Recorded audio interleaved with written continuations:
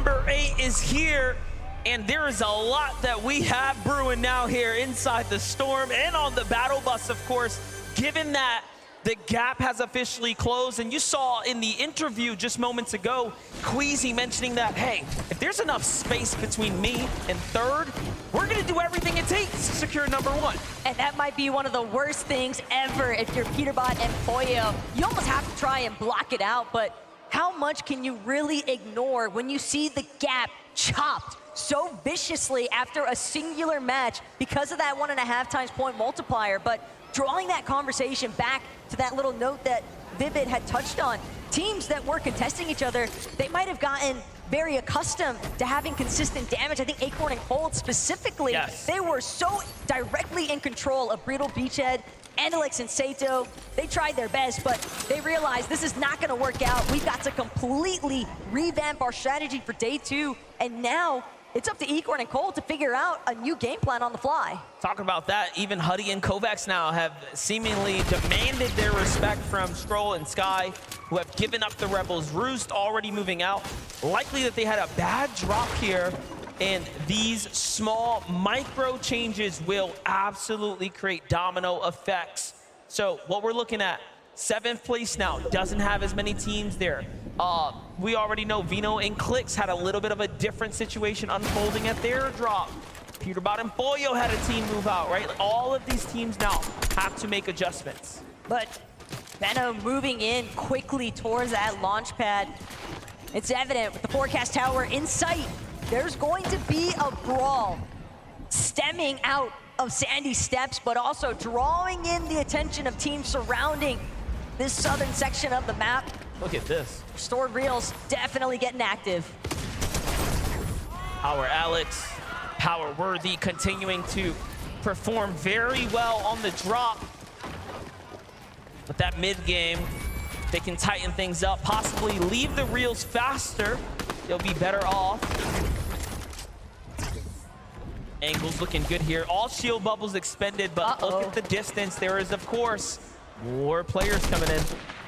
Love this snap fly adjustment out of Cooper and Kanata, though. They recognize, hey, we had issues with Surge. What better way than to try and third-party teams that won't be expecting it? Alex and Worthy, they're still trying to chase down Merstash. They find the second elimination. Malabuka and Merstash fall yet again to Oshi, but now Kanata, Cooper, they're not gonna let them relish in the moment for even a second. Kanata immediately breathing down the neck of Alex. He's trying to get a scramble out, but he hasn't had a chance to regenerate anything. He's just hoping that his teammate can try to provide some relief, but Kanata and Cooper, they finally find Alex, and that's gonna be the end of one half of the Oshi Power Boys. And you can see Alex's only concern there was, let me buy time for my teammate to get out. We can still play this game. So Worthy looking to secure as much loot as possible and then rotate out. Meanwhile, seems like EU's Chap and Teeny here are going against NA Pars and Baka. So far, so good for Pars and Baka, who have a defensive hold inside the factory, but Teeny and Chap likely feeling like it's a little dangerous to step in now. They're gonna take what they can and move on out, it seems. Teeny possibly reverting back to his old ways. This Chap next to him, seems like they want to look to try and apply some pressure to any teams that might be looking for some easy fishing strats over by the dock next to the ship it station. Yapko and Swizzy on the other hand, popping up at the raft. They're gonna manage to find threats in the process. And this triple contest situation just continues to heat up, but this is a very different Brittle Beachhead vision in comparison to what we've been used to seeing. Yeah, we got Cow Gamer, Haman here now, up against Andilex and Sato. Nicely done for Haman, finding Sato with a big elimination here. Now Cow Gamer has to win his ones, going toe-to-toe for the shot there. Andilex extremely weak, but instead calls in the backup, and beautifully done as Haman finishes the deal here for Middle East. And they're gonna find themselves a wonderful set of eliminations. Now the drop is theirs, no Acorn and Cold. So clearly a rotate must have happened and a lot sooner.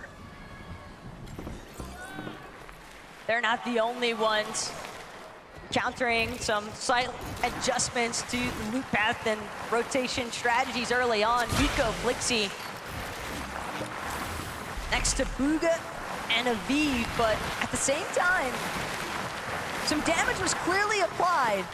Whether that came from Bugha and a V, didn't necessarily get the chance to see, but Vico and Flixie are now inside of the cemetery, and there's a very high likelihood that they're just looking and waiting for the opportunity to make a play for the weapons bunker nearby. Take a little quick highlight here as we walk away. Unfortunately, King and Phaser gonna be some of the duos caught out. An old risky play walking into a building and a team sitting in the attic. What can you do? It's almost like how we saw Huddy and Kovacs sitting inside of a bush in match 7. I think a lot of these players, again, you don't really want to get messy. You don't want to cut any corners. You've got to make sure that you are checking every angle, proceeding with caution every step of the way.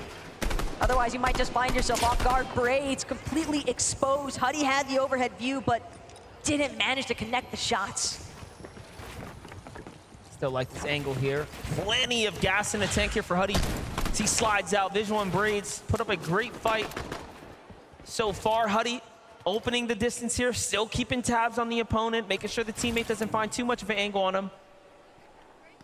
And then you have in the bush, in the distance, in the base, Muzz and Epic Whale just listening ever so closely. Meanwhile, Peterbot and Pollo making up for match number 7 here in match 8.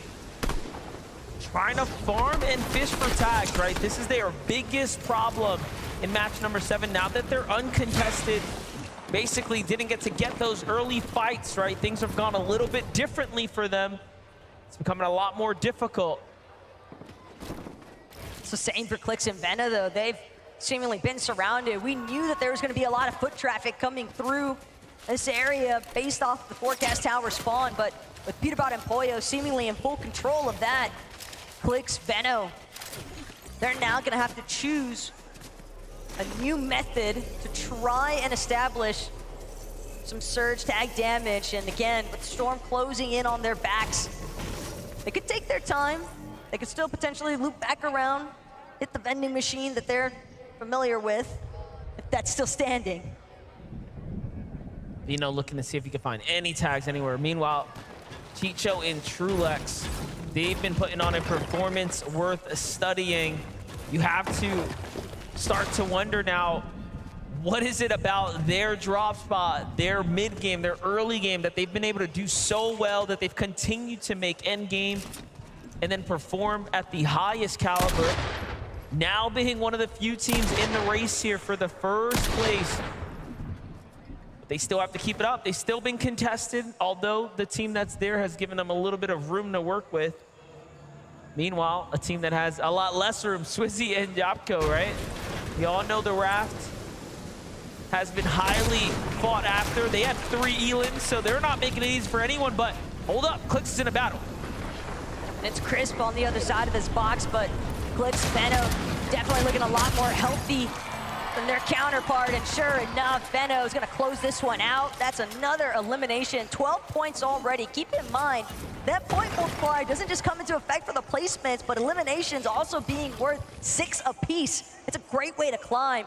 But Veno, Clix, they've gotta be careful, sneaking up when they least expect it from 2 separate sides. Aspect, Kazi, Damo resigns.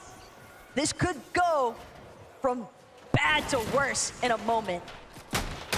Yeah, Clix already hears the shots coming out here, so they're not slick by any means. He does have a couple of splashes here, so being able to get their HP up is not going to be too much of a problem. Meanwhile, Vino looking to alpha up some positioning over Kazi and Aspect here.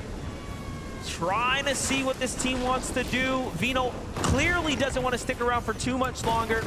It's a lot of risk involved here. He does have a couple of med kits. And I like what he's doing, though. He's inching his way across here, saying if you really want to do this, we're going to do it box to box, mano a mano.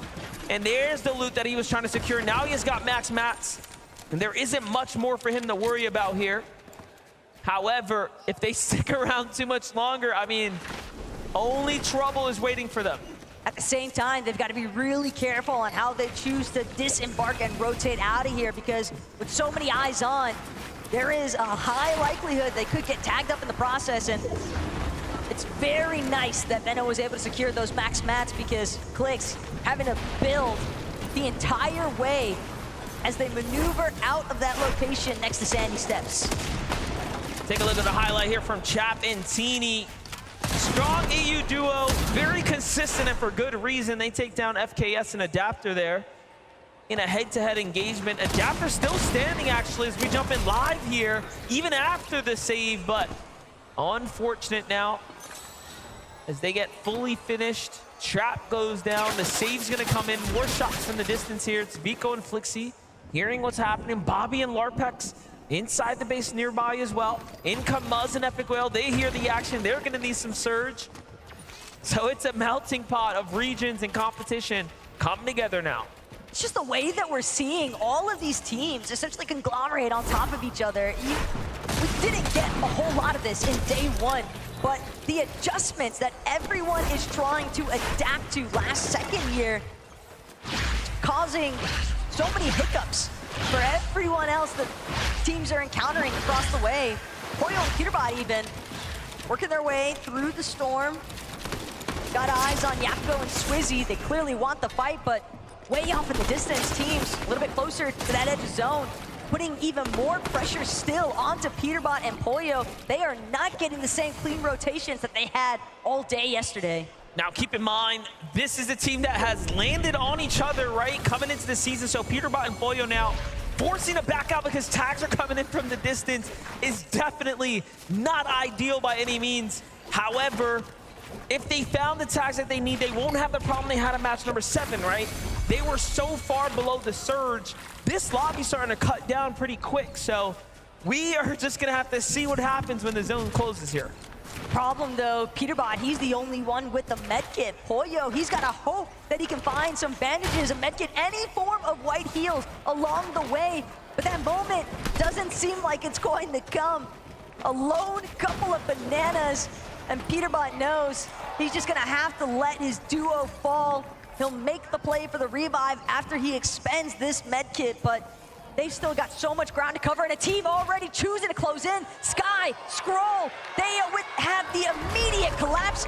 Peterbot, can he get Poyo up? They've been watching, they saw what happened, and then they saw the name that went down. Peterbot fully armors himself up.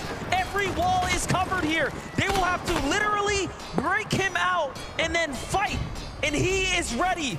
Rifle in hand, shotgun in the backup kit, ready to go. He tries to go for the wall replace first. Very smart done.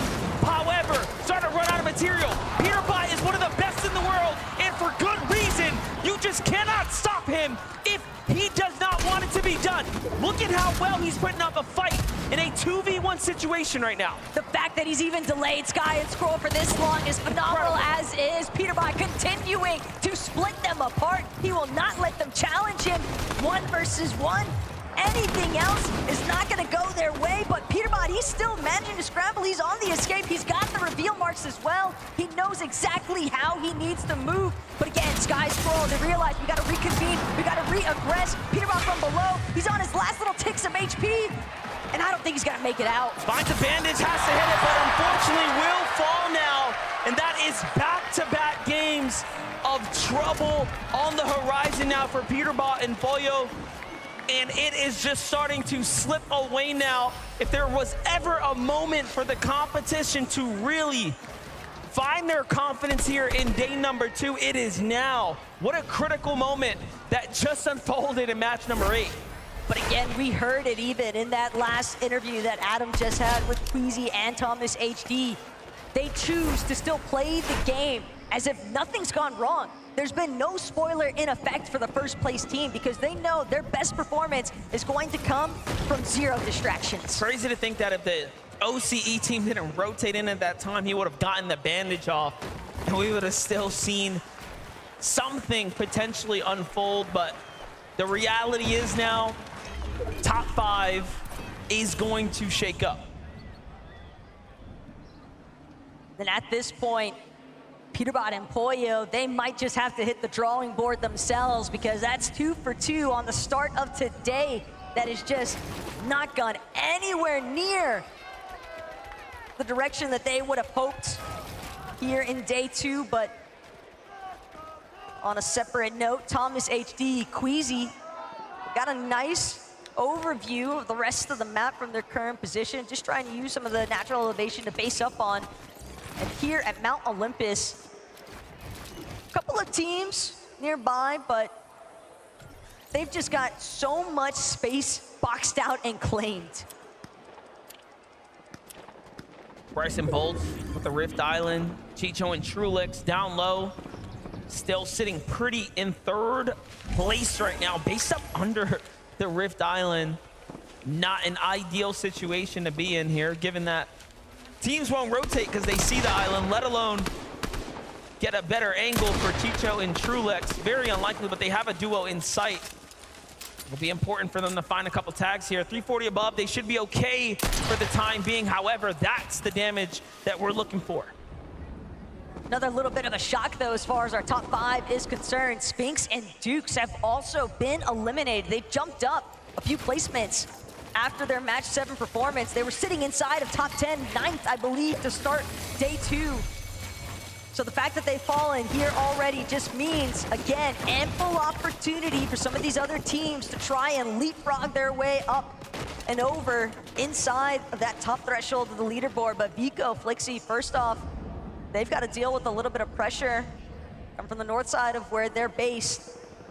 And again, Vico and Flixie, they had some success whenever they were able to find those forecast towers in yesterday's matches, but it's not going to be as easy this time around, and Bryson Bolts are a big part of the reason why. Bryson Bolts, slow and steady, wins the race, and they have been working their way on up. Just look at those standings right there. Currently in 6th right now. Most of the immediate competition sitting on ice for a second. Another unfortunate run for Cold and Acorn here. And they're a day 2 type of team, so really have to scratch your head and wonder what's happening over there. But Clix and Vino have a lot more to worry about here. Resigns and Damo out of the question here, trying to look for the fight. Vino with a monstrous tag, and they just shut down Resigns and Damo, really showing them who's the kings of this one right now. But Chicho and Trulix have also met their match. What is happening over here? Rift Island just continues to get even more traction surrounding the baseline of it. Teams that are potentially hoping to try and utilize some of the mobility aspects surrounding it, such as the rifts, and in fact, Chicho, Trulix, they're on the go. But remember, Queasy, Thomas HD, they were sitting on a peak near Mount Olympus. There's a very high likelihood that they're going to be looking to take some shots at some of these teams rolling in from the Rift Island. Aviv and Boog are definitely one of those teams as well. They have a lot of high ground. Back on over to Bolts and Bryce, though. Finding Agers out here on the rotate there. Very, very important tags, given that they are just 40 above the damage threshold. So just a couple moments before that starts to affect everyone here. Big moves coming in, though. Once the zone closed, the damage will start to escalate very, very quickly. The later the game goes, the more storm damage it will do per tick of you sitting inside of it. Bolts and Bryce cannot afford to mess around here. They will luckily pull zone to their side. However, they are under the focus of the rest of the lobby. It's not looking good here. And not only that, but they're also getting battered by these Storm Surge ticks. They need to connect at least one more shot, but they're losing the time to do so because they're having to heal instead. Valuable seconds. They could maybe catch some of these other teams that are also late on the rotate, but instead they're forced to deplete all of their shields, hoping that they don't get cracked, because that audio cue might just be enough for somebody nearby to try and key them as well. Yeah, having to force heal all of their resources at this point. Beautiful tags there is going to give them a little moment of relief, and that's exactly what has to be done here. So makes you appreciate having someone like Bolts on your team who can actually hit the shots that matter most. That means someone else on the lobby right now is taking that damage. If they're above, someone is definitely below. So these trades are happening in real time right now. Looking at the map, teams are starting to rotate in, now starting to get comfortable below them. If Bolts and Bryce can solidify their foundation, they have one of the stronger positions to actually close this game out now. Almost makes me believe that they could have potentially gotten their hands onto that forecast tower as well, given that they were willing to commit to a rather central position inside of this last zone. But Queasy, Thomas, off the launch pad, they're gonna be some of the first touchdown front side of this next zone, and instantly Queasy trying to see if he can re-establish the height control, same level of success they had in that last lobby. We know that's their game plan, and so does everybody else in this lobby. I like that though too. He's got a lot of distance to work with, that natural elevation as well, not looking to overcommit given that the zone's gonna pull here. And it was the right call. It's going far south. You know, these are the things you can't really account for. When the zone starts to bounce like this, it makes a big difference. And Vico and Flixie with an excellent early rotate right now, taking advantage of everyone's decision to kind of wait this one out and come up and formulate a strategy. Huddy and Kovacs, though, below the surge for the first time on the tournament weekend. And again, keep in mind, this is a duo that hasn't necessarily been struggling with surge, but they've also thankfully managed to find an elimination in the nick of time here. Kovacs gonna put his duo just above 127 now on that damage threshold, but they still got to make this rotate happen. They're trying to build up. They just expended their last Underworld dashes, and now the focus coming back their way as they try to scale this hill face. An armored wall is gonna come out, and Kovac just seeing if he can remain undetected. This is so impressive by Chicho and Trulix. Chicho's gonna fall here to the storm with the refresh, which is so unfortunate, but they've managed to really earn their way through this endgame now. Can Trulix get to safety? They're still a long way in front of them. And it's almost bait that there's a zip line there. Don't take that, Trulix. He knows it. He's gonna avoid that at all costs here, going around the sides now. He's safe, but for how long? Top 20 in sight. Meanwhile, on high ground, other teams now starting to set up the zone. Not as brutal this time around, a little bit more of a forgiving rotate here as things are going across. If you have high ground, though, you are set up. And Cammy and Seti are one of those teams looking to be the day 2 comeback. But they might not even recognize the fact that Flixie, Vico, they've managed to get this wraparound flank coming from a much less congested side of the zone, but still, Seti, Cammy, they are due for a comeback, and they've got to go massive here if they want to try and overcome a lot of those shortcomings that happened in day 1. Huddy, Kovacs now getting held at the base of this mountain face. The zone pulls through Mount Olympus just so brutal with all these shifts in the elevation. Vico and Flixie still alive as well right now, moving their way up, actually utilizing the zipline for a moment there. A little bit cautious though as you want to get to his teammate here. Who's on this ramp? There he is. Here comes the heals. They see a player below them, but they can't even afford to stick around. Unfortunately, Flixie misses the jump there. He'll just have to be caught up. Vico takes the build, breaks them all through the zipline there, and now he is crushing his way through. Meanwhile, Bryce coming up behind him. Kovacs lands a shot on him. It's not safe at all here inside the top 15. The zipline trick is not gonna work out twice here as Bryce hoping that he can have an opportunity to utilize some of the last bits of that Flowberry Fizz. But again, Cammy, Seti, full control of the high ground. But keep your eyes on Blitz and Benno. They started ramping up. They might actually be close enough to get within striking range. And Thomas HD Queasy, similar mentality. This has to be the hardest zone to make your rotate across here.